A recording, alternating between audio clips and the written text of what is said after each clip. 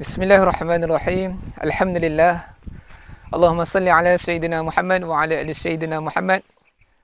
Hari ini kita akan sambung lagi kitab Syama'il Muhammadiyah, cerita tentang Sayyidina Abu Bakar nak contohi sunnah Rasulullah sallallahu alaihi wasallam.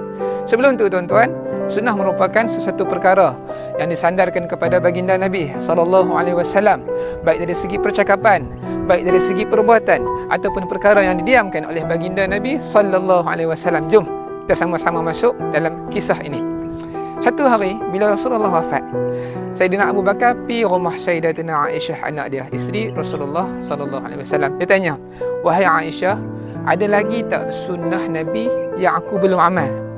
Maka Sayyidatina Aisyah pun beritahu, setiap hari Nabi akan pergi dekat rumah seorang Yahudi tua, buta, suap bagi makan. Abu Bakar pun lepas tu dia siapkan bubur kanji, dia terus pergi rumah Yahudi tadi, pergi bagi makan. Sambil duk suap bagi makan, Yahudi tua tadi tu, yang buta tadi tu, duk maki kutuk Nabi. Hang tahu tak, Muhammad yang duduk dekat Madinah tu, dia dah rosakkan Madinah. Dia penipu, dia itu, dia ini. Tuan-tuan cuba bayangkan, Abu Bakar baru saja kehilangan Nabi, sedih tak habis lagi ni. Orang pula duk kutuk Nabi. Abu Bakar duk fikir, ya Allah, macam manalah kekasih Allah Rasulullah setiap hari duk hadap benda macam ni, sambil duk syak orang duk kutuk dia. Tak cukup dengan tu, bukan hari tu saja, esok Rasulullah buat lagi, lusa Rasulullah suap lagi, sampailah akhir hayat baginda. Abu Bakar kalau tak sabit sunnah Nabi, dia duk ingat sunnah Nabi saja. Kalau tak sabit sunnah Nabi, mungkin dia dah pukul dah orang tua ni. Tapi Nabi tak bagi pukul orang tua-tua. Nah, sunnah Nabi ajak jangan pukul orang. Maka Abu Bakar pun bersabar sambil duk suap ni. Yahudi tadi pegang tangan Abu Bakar, tiba-tiba dia tanya, "Hang ni siapa?"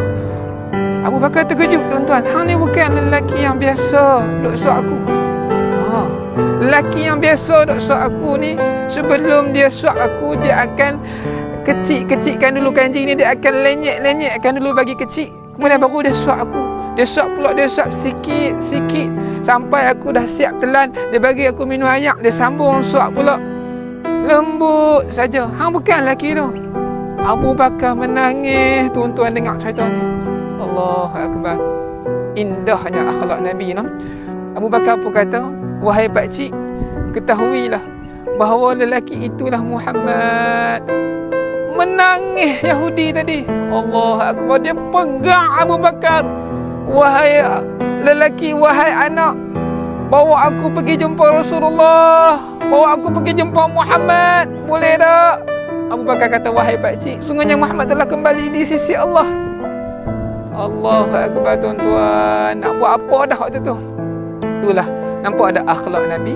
Sampaikan orang yang benci Nabi, yang bukan Islam pun tertarik untuk masuk Islam sebab akhlak Nabi selepas Nabi wafat sallallahu alaihi wasallam. Seindah akhlak Nabi.